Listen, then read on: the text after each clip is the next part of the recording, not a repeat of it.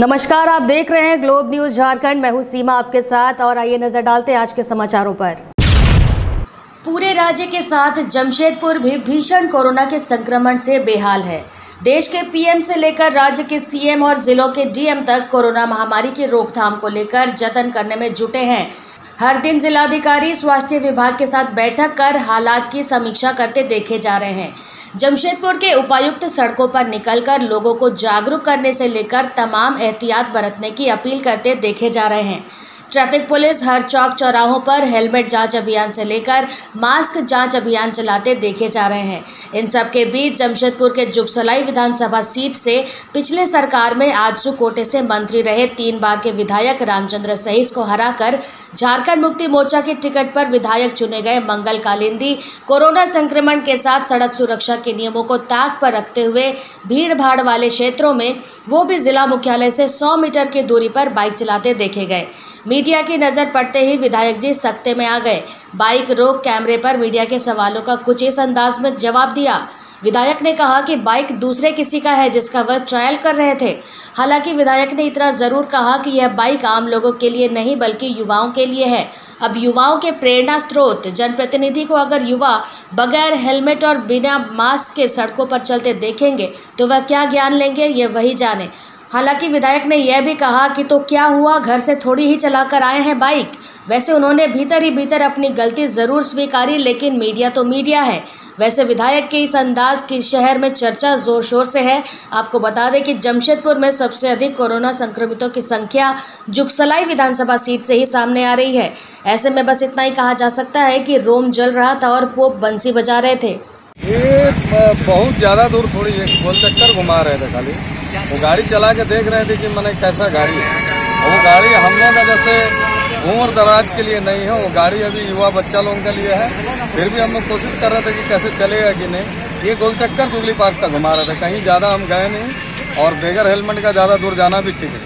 बिना हेलमेट का अगर हम 1 किलोमीटर भी चले, ½ किलोमीटर भी चले, तो बोलिए ये तो गोल चक्कर में घुमा रहे थे गाड़ी की, देख रहे थे क्या उससे क्या हुआ। मेन है कि ये हम बता रहे हैं ना, घर से मोटरसाइकिल लेके नहीं निकले, जो हम हेलमेट और ड्राइवर का जो है लेके निकले। जमशेदपुर के जुगसलाई थाना अंतर्गत स्टेशन रोड स्थित मल्लिक मेटल नाम के बर्तन दुकान में देर रात चोरों ने चोरी की घटना को अंजाम दिया। वहीं लगभग 3 लाख रुपए नगद पर हाथ साफ कर चोर फरार हो गए। वहीं पुलिस त्वरित कार्रवाई करते हुए 2 युवकों को गिरफ्तार कर ली है। बताया जा रहा है कि देर रात चोर पेड़ के सहारे से स्टेशन रोड स्थित पूर्व विधायक रामचंद्र सहीस के विधायक प्रतिनिधि रह चुके मानिक मल्लिक के दुकान में प्रवेश कर दुकान में रखे लगभग 3 लाख रुपए नगद पर हाथ साफ कर दिया। इस संबंध में पीड़ित दुकानदार मानिक मल्लिक द्वारा जुगसलाई थाने में लिखित शिकायत दर्ज कराई गई है, जहां इस मामले में पुलिस ने 2 युवकों को गिरफ्तार भी किया है। मामले के संबंध में जानकारी देते हुए पीड़ित दुकानदार मानिक मल्लिक ने बताया कि उनकी दुकान में कुछ दिनों पूर्व काम कर चुके बागबेड़ा निवासी रूप सिंह के द्वारा इस घटना को अंजाम दिया गया।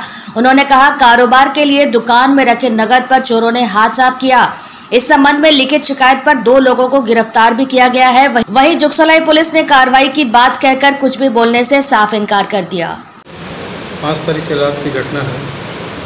ये हमारी दुकान जुगसलाई स्टेशन रोड स्थित बर्तन की दुकान है, जहाँ पर कुछ लड़के जो चोर रात को दुकान के बगल से पेड़ के माध्यम से ऊपर छत में चढ़ा, वहाँ का दरवाज़ा तोड़ के अंदर दुकान गल्ला में पैसा था और एक साइड में एक तिजोरी टाइप का है जहाँ पैसा उसा रखते थे दुकान कारोबार के लिए, वहाँ पर पैसा था। वहाँ से भी पैसा लगभग कितने नगद की चोरी हुई है? लगभग ये अंदाज़ा मोटा मोटी 2.5-3 लाख रुपया होना चाहिए। वो सामान भी चोरी गई है? नहीं, सामान नहीं, सिर्फ पैसा। वो लड़का जो चोरी किया वो कुछ दिन पहले हमारे दुकान में काम भी करते थे, आज से रूप सिंह बोल के। तो थाने में शिकायत की है आप इस मामले में? थाने में शिकायत की। किसी की गिरफ्तारी हुई है अब तक? 2 लड़का का भी गिरफ्तारी हुई है, जो हम लोग फिर CCTV फुटेज के माध्यम से देखे हैं। एक लड़का जो रूप सिंह हमारे यहाँ काम करता तो भाग गया, फरार है। कहाँ का रहने वाला हो? ये बजरंग टकरी शीतला मंदिर के पास। कितना से काम कर रहा था? काम हमारे यहाँ मोटा मोटी 7-8 महीना काम किए हैं, उसके बाद छोड़े हुए कम से कम 6-7 महीना ऊपर हो गए। विगत 3 सितंबर को जुगसलाई थाना अंतर्गत वीर कुंवर सिंह चौक के पास सड़क दुर्घटना में घायल 3 युवकों की स्थिति गंभीर हो गई है, जहां परिजनों ने दोषी वाहन चालक पर कार्रवाई और तीनों युवकों के उचित इलाज की मांग को लेकर रविवार को जुगसलाई थाने का घेराव कर दिया। मिली जानकारी के अनुसार 2 युवक टाटा मेन अस्पताल में इलाजरत हैं और एक युवक को रांची रिम्स रेफर किया गया है। तीनों युवक 3 सितंबर की रात अपनी बाइक से जुगसलाई स्टेशन रोड होते हुए बागबेड़ा की ओर जा रहे थे, जहां शराब के नशे में धुत जुगसलाई निवासी हेमंत मित्तल ने अपनी इनोवा कार से बाइक में जोरदार टक्कर मार दी, जहां घटनास्थल पर ही तीनों गंभीर रूप से घायल हो गए। आनन फानन में पुलिस द्वारा उन्हें टाटा मेन अस्पताल में भर्ती कराया गया। वहीं वाहन चालक हेमंत मित्तल को पुलिस ने हिरासत में लेकर थाने से ही बिना मेडिकल जांच कराए छोड़ दिया। थाने का घेराव करने पहुंचे बस्ती वासियों ने आरोप लगाया उनके घायल बच्चों की स्थिति दिन प्रतिदिन खराब होती जा रही है, जहां वाहन चालक द्वारा एक बार भी उन लोगों का हालचाल नहीं जानने की कोशिश की। वहीं घायल युवक की मां ने बताया कि पुलिस घायलों के मरने का इंतजार कर रही है। बिना मेडिकल जांच कराए पुलिस द्वारा वाहन चालक को छोड़ दिया गया और उनके बच्चे इलाज के बगैर मर रहे हैं। वहीं उन्होंने सभी के समुचित इलाज की मांग की। घायल परिजनों के साथ थाना पहुंचे जिला परिषद सदस्य किशोर यादव ने बताया कि वाहन चालक हेमंत मित्तल को थाना बुलाने के बावजूद वे थाना नहीं पहुंचे और न ही थाना स्तर पर किसी तरह की कोई उचित कार्रवाई की जा रही है। उन्होंने कहा दोषी वाहन चालक पर मुआवजे के लिए हर संभव दबाव बनाने की कोशिश की जा रही है। वहीं पुलिस भी इस मामले में कुछ बोलने से इनकार कर दी। 2 दिन पहले जुगसलाई कुंवर सिंह चौक के पास में एक एक्सीडेंट हो गया था, जिसमें हेमंत मित्तल जी के कार से हमारे बागबेड़ा के 3 बच्चों को मैंने एकदम बुरा हाल हो गया है। एक बच्चा कोमा में है रिम्स में, एक बच्चे का दोनों पैर खराब हो गया है। टीएमएच प्रबंधन ने कहा दोनों पैर काटना होगा। एक बच्चे का हाथ बर्बाद हो गया है। अभी हम लोग हेमंत मित्तल जी को जुगसलाई थाना में बुला रहे हैं बात करने के लिए, लेकिन वो नहीं आ रहे हैं। अभी हम लोग कोशिश कर रहे हैं कि ये गरीब बच्चे हैं, उनके घर में कमाने खाने वाले कोई नहीं है, उन लोगों को मुआवजा मिले, उनका इलाज हो, इसी को लेकर हम लोग प्रयासरत। किसी तरह की कोई बात हुई है? नहीं, अभी तो वो आए ही नहीं, जिनसे एक्सीडेंट हुआ है, तो किसी तरह की बात नहीं। आगे आपकी क्या रणनीति? प्रयास कर रहे हैं कि उनसे संपर्क साधा जाए, उनको बुलाया जाए यहाँ और उनसे बच्चों का इलाज के लिए आगे का कार्रवाई किया जाए। थाना स्तर पर कुछ मदद मिल रहा है? थाना प्रभारी जी कह रहे हैं कि हम लोग दबाव बना के बच्चों का इलाज करवाएंगे, लेकिन अभी तक किसी तरह की सफलता नहीं। देश के पूर्व राष्ट्रपति स्वर्गीय प्रणब मुखर्जी की कोरोना के बाद मौत की याद में सामाजिक संस्था टीम संघर्ष के सदस्यों ने बिष्टुपुर स्थित ब्लड बैंक में रक्तदान शिविर का आयोजन किया, जहां रक्तदान में सम्मिलित होने वाले लोगों को एवं इस महामारी कोरोना योद्धाओं को टीम संघर्ष ने युग नायक सेवा सम्मान से सम्मानित किया। कोविड-19 को देखते हुए बिष्टुपुर स्थित ब्लड बैंक में रक्तदान शिविर का आयोजन किया गया। इस रक्तदान शिविर में देश के राष्ट्रपति स्वर्गीय प्रणब मुखर्जी की याद में आयोजन किया गया। वहीं इस रक्तदान में ऑक्सीजन मीटर के जरिए सांस लेने की प्रक्रिया से जांच की गई है। वैसे रक्तदान महादान में सम्मिलित होने वाले लोग और कोरोना योद्धाओं को युग नायक सेवा सम्मान से सम्मानित किया गया है। मौके पर संस्था के अजीत सरकार ने कहा कि आज का रक्तदान करने का उद्देश्य है कि जो लोग कोरोना से हारे इस जंग में, उन सभी की याद में यह रक्तदान शिविर लगाया गया है। आज भारत के पूर्व राष्ट्रपति और भारत रत्न उपाधि से सम्मान प्राप्त स्वर्गीय प्रणब मुखर्जी के याद में एवं इस कोरोना काल में जो भी योद्धा कोरोना का जंग हार चुके हैं, उनकी यादों में आज टीम संघर्ष परिवार ने उनको सच्ची श्रद्धांजलि अर्पण करने के लिए ये रक्तदान शिविर का आयोजन किया है जमशेदपुर ब्लड बैंक परिसर में। उद्देश्य यही है कि लगातार 6 महीने से जिस तरह से पूरे शहर, पूरा देश इस कोरोना महामारी को झेल रहा है, इस कोरोना संकट में भी कोई भी ज़रूरतमंद को रक्त की ज़रूरत पड़ने पर उन्हें सहज सरल उपाय में हम रक्त उपलब्ध करवा पाए। यही उद्देश्य के साथ आज टीम संघर्ष परिवार ने ये रक्तदान शिविर आयोजित किया है और उद्देश्य रहा है कि कभी भी अगर किसी ज़रूरतमंद को रक्त की ज़रूरत पड़ता है तो जमशेदपुर ब्लड बैंक हमेशा इसके लिए तत्पर है और टीम संघर्ष परिवार के सभी कोरोना योद्धा लगातार 6 महीना से इसी कार्य में लगे हुए हैं। और आज सभी रक्तदाताओं को और जो भी कोरोना योद्धा लगातार अपनी चिंता छोड़ समाज व देश के लिए अपने आप को समर्पित किया है, उसको भी आज यहाँ सम्मानित करने का जो स्वर्गीय प्रणब मुखर्जी जी के नाम से और सभी कोरोना योद्धा जो ये जंग हार चुके हैं उनके यादों में आज सभी को सम्मानित किया जाना है। किस नाम से सम्मानित कर रहे हैं आप लोग? युग नायक सेवा सम्मान।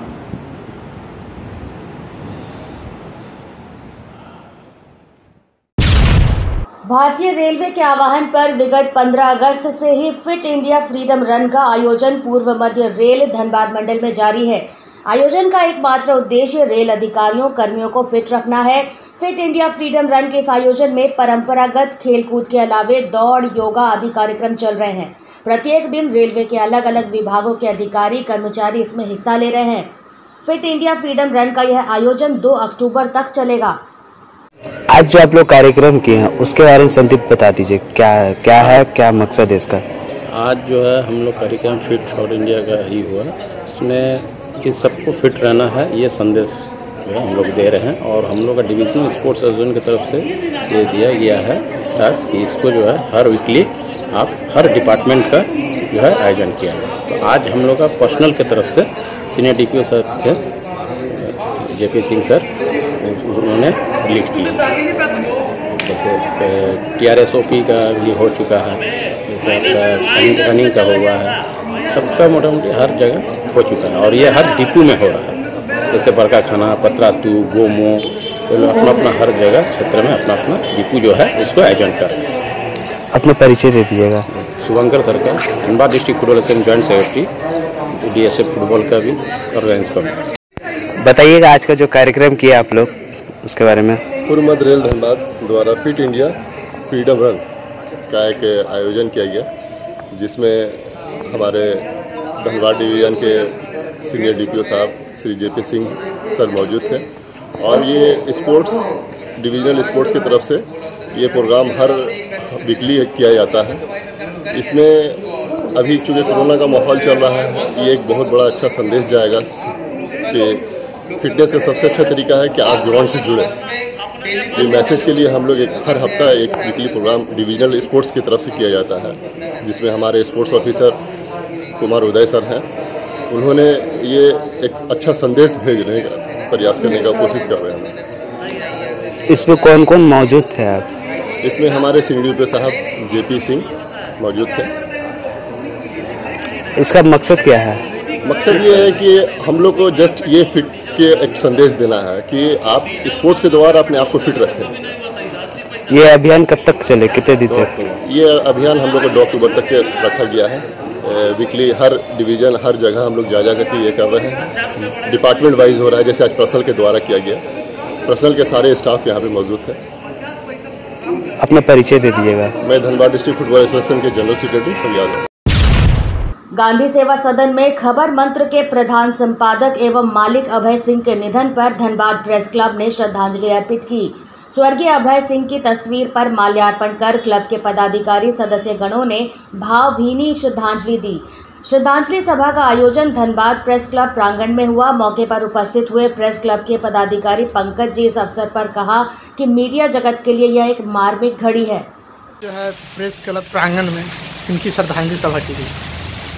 आज प्रेस क्लब प्रांगण में खबर मंत्र के प्रधान संपादक श्री अभय सिंह जी के दुखद देहावसान के बाद यहाँ एक श्रद्धांजलि सभा रखी गई थी, जिसमें धनबाद के और आसपास के जितने भी खबर मंत्र से जुड़े पत्रकार तथा प्रेस क्लब से जुड़े पत्रकार उपस्थित हुए और 2 मिनट मौन रखकर उनको श्रद्धांजलि दी गई।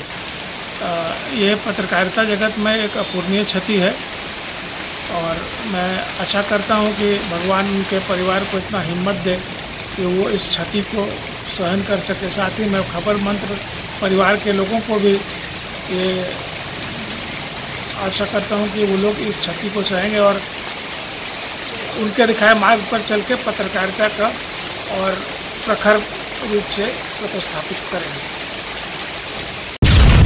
दुर्गा पूजा सामने है और कोरोना महामारी का ख्याल रखते हुए पूजा को लेकर व्यवस्था में जिला प्रशासन ने परिवर्तन कर दिया है। रविवार को परसुडी सार्वजनिक दुर्गा पूजा कमेटी की बैठक खास महल स्थित कम्युनिटी हॉल में किया गया। इस दौरान सभी मेंबर ने पूर्व राष्ट्रपति प्रणब मुखर्जी की कोरोना से मौत होने पर 2 मिनट का मौन रखकर मीटिंग की शुरुआत की। उधर जानकारी देते हुए पूजा कमेटी के अंजन मुखर्जी ने कहा 84 वर्ष हो गए पूजा कमेटी का। इस वर्ष कोरोना वायरस के कारण बड़ा पंडाल का निर्माण नहीं होगा, साथ ही 2020 में मां की प्रतिमा छोटी होगी और मेला नहीं लगेगा। वहीं आम लोगों को दुर्गा पूजा पंडाल में भीड़ करने पर पाबंदी लगा दी गई है।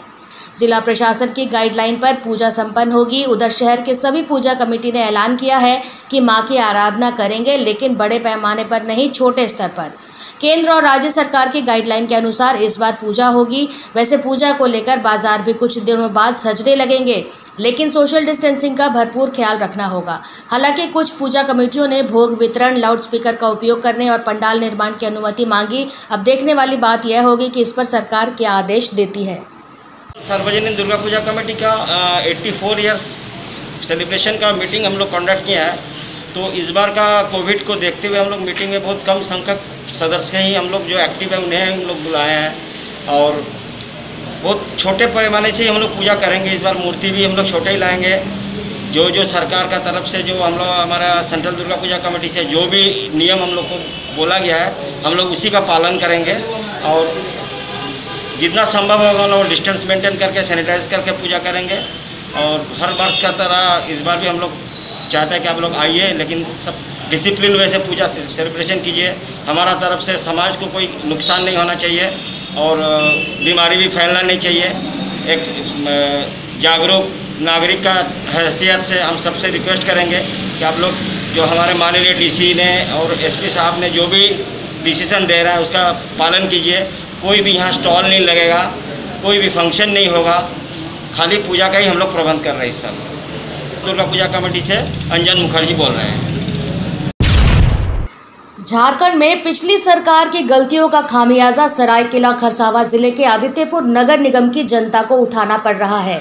भले ही पिछली रघुवर सरकार ने आदित्यपुर नगर निगम को करोड़ों की योजनाओं की सौगात देने का ऐलान किया था और पूरे तामझाम से योजनाओं पर काम भी शुरू हो गया था, लेकिन योजना धरातल पर उतरने से पहले ही विवादों में घिरती जा रही है।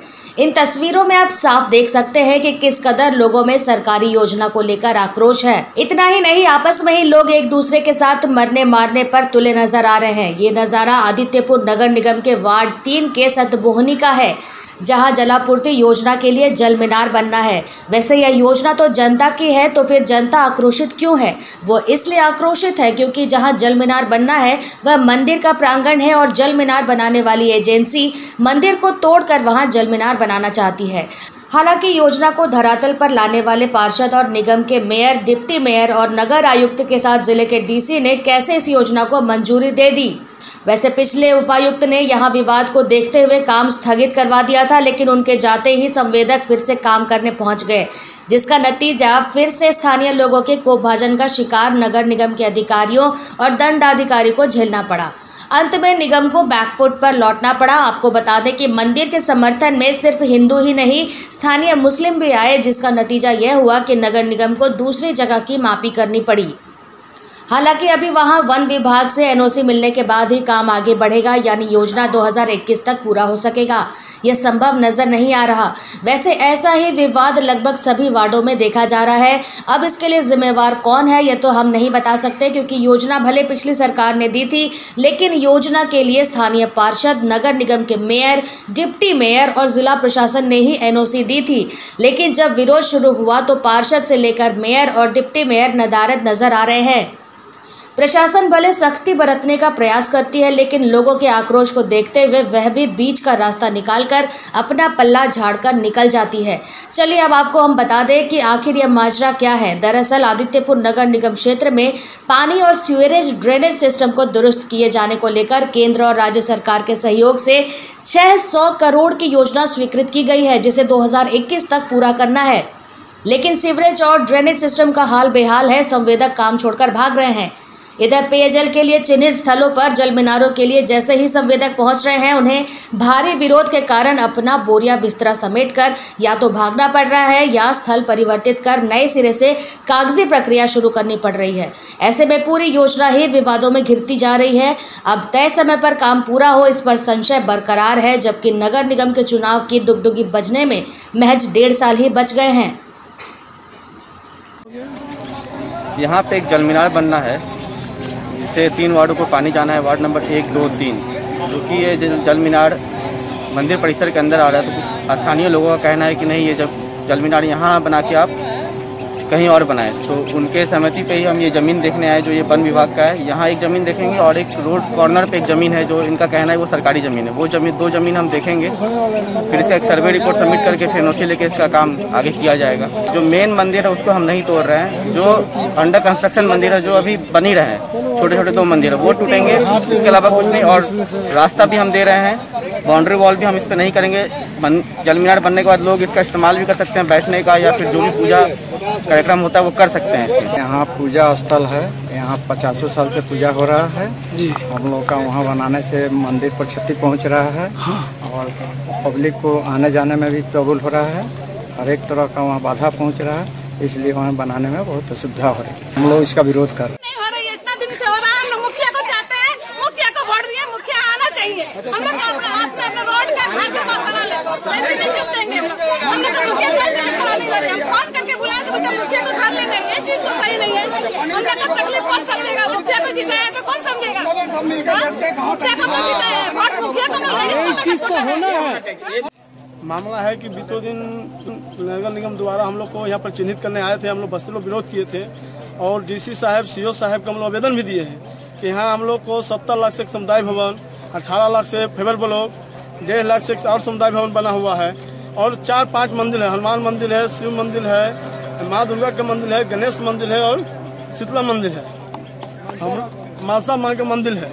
और हम लोग कभी 80 से यहाँ पूजा करते आए हैं और जितना बड़ा जुलूस इस एरिया में आदितपुर और गुमहरिया के बीच में जितना बड़ा जुलूस निकलता है, ये जुलूस कहीं भी नहीं निकलते।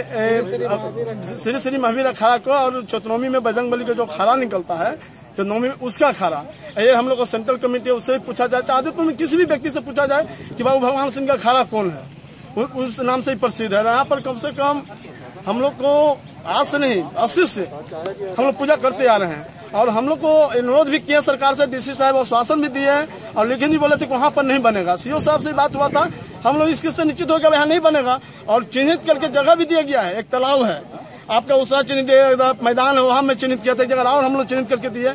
इन लोग को कुछ बजट ज्यादा उसमें लग रहा है तो नहीं चाह रहे हैं कि आराम से वहाँ बन जाए, यहाँ मत बने।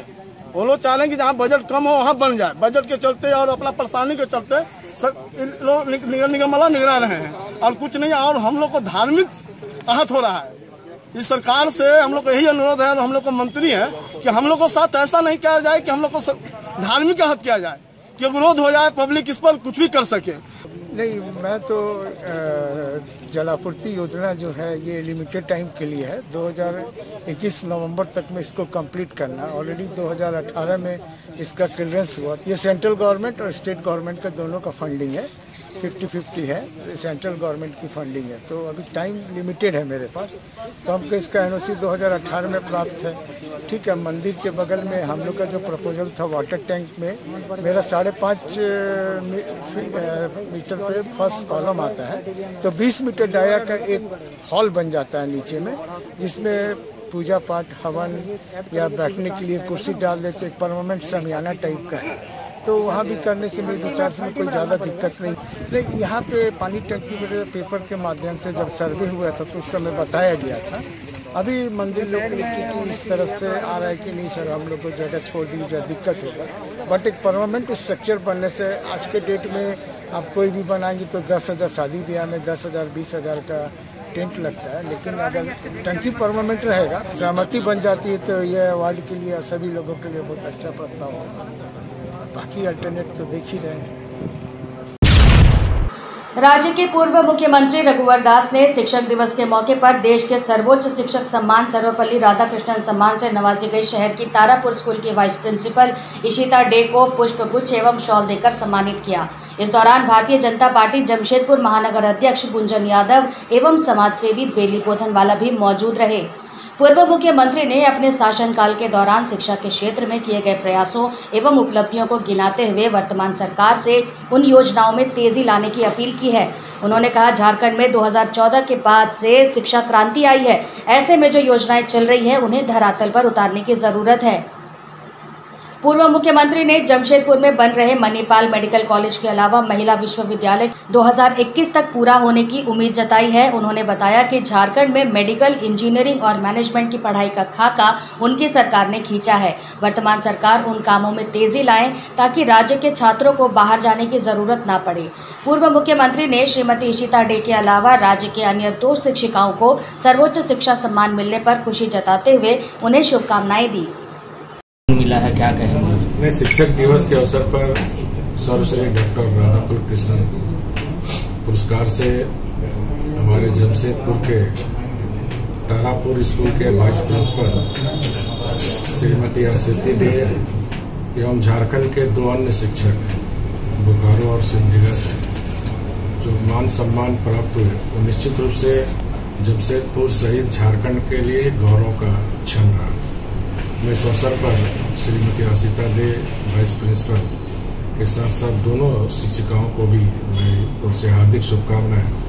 और इस तरह शिक्षा के क्षेत्र में झारखंड में काफी संभावना है और सरकारी स्तर के हो चाहे प्राइवेट स्कूल हो, दोनों को सामंजस्य स्थापित कर हम झारखंड में एजुकेशन हब बना सकते हैं। काफी यहाँ पोटेंशियल है और मुझे पूर्ण भरोसा है कि इसी तरह सरकारी स्कूल के साथ साथ प्राइवेट स्कूल की शिक्षिकाओं के द्वारा जो गुणवत्तापूर्ण शिक्षा देने के कारण आज जमशेदपुर भी गौरवान्वित हो रही है और झारखंड भी गौरवान्वित हो रही है। मैं फिर से श्रीमती आसिता दे और हम 2 शिक्षिका को काफी शुभकामनाएं, ढेर सारी मुबारक। सर, आपके नेतृत्व में शिक्षा क्षेत्र में अभी सूर्य मंदिर के बगल आप देख रहे होंगे विमेन यूनिवर्सिटी का निर्माण चल रहा है।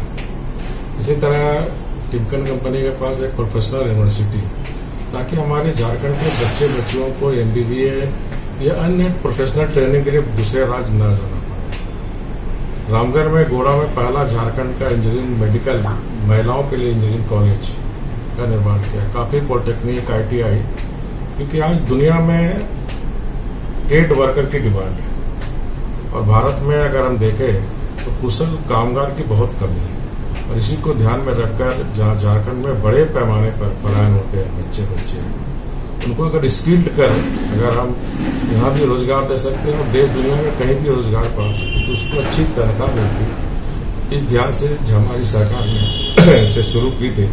मुझे उम्मीद है कि जो अच्छे काम है वर्तमान सरकार उसको पूरा करके झारखंड के पलायन को रोकने में एक सहायक भूमिका निभा रही है। लॉकडाउन के चलते थोड़ा काम ढीला हो गया तो काफी स्पीड से आप देख रहे थे काम चल रहा था। मुझे पूर्ण भरोसा है कि 2021 में महिला यूनिवर्सिटी कंप्लीट हो जाएगी। इसी तरह जमशेदपुर में नवंबर महीने में ही आपका मर्सी हॉस्पिटल के बगल जो TB हॉस्पिटल है मणिपाल टाटा के साथ मिलकर 100 स्टूडेंट का MBBS की पढ़ाई साथ ही साथ वहाँ मेडिकल कॉलेज का निर्माण हो रहा है।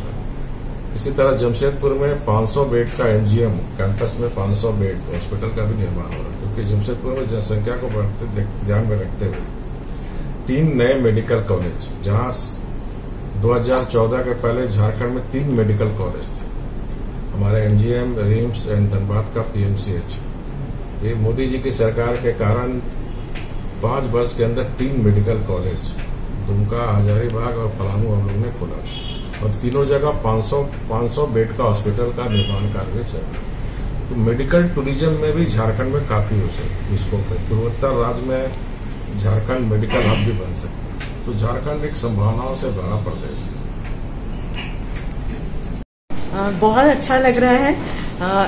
एक किसी भी शिक्षिका के लिए ये सबसे बड़ा सम्मान है भारत में, तो ये प्राप्त करके मुझे बहुत खुशी हो रही है। जब आपको जानकारी मिला तो क्या दिमाग में चला, किस तरह से रिएक्शन था? जब पहली बार पता चला, काफी रात हो चुकी थी, 8 बजे मुझे पता चला, तो सबसे पहले तो विश्वास नहीं हो रहा था क्योंकि मैंने खुद नहीं देखा था।